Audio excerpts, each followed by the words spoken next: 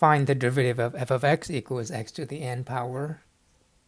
We first use the definition of the derivative of the function f, which is f prime of x equals the limit at x go to a of f of x minus f of a over x minus a. We could have used the limits of the difference quotient instead as well. This is the limit at x go to a. F of x is x to the n, and f of a is a to the n over x minus a.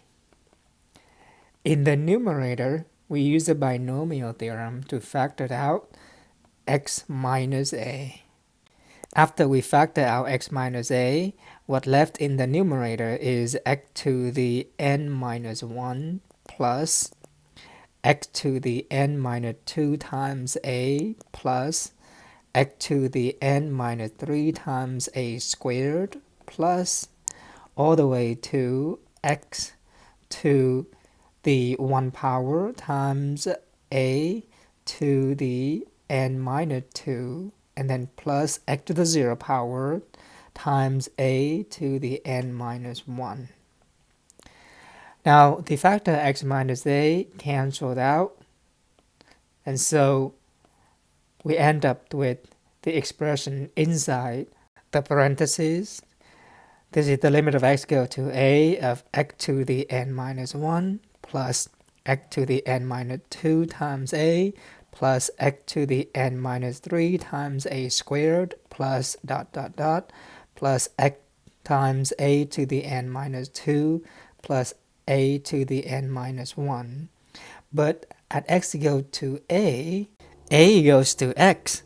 And so this a goes to x. This a squared go to x squared.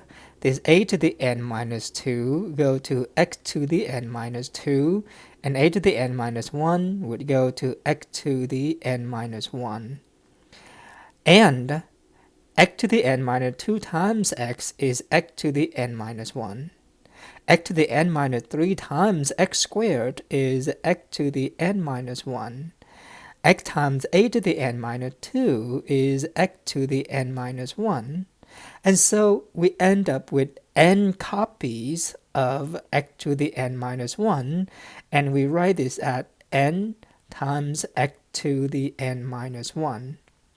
To summarize this, we write the derivative of x to the n is n times x to the n minus 1.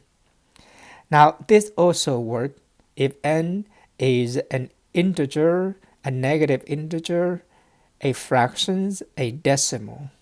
This is what we call the power rule.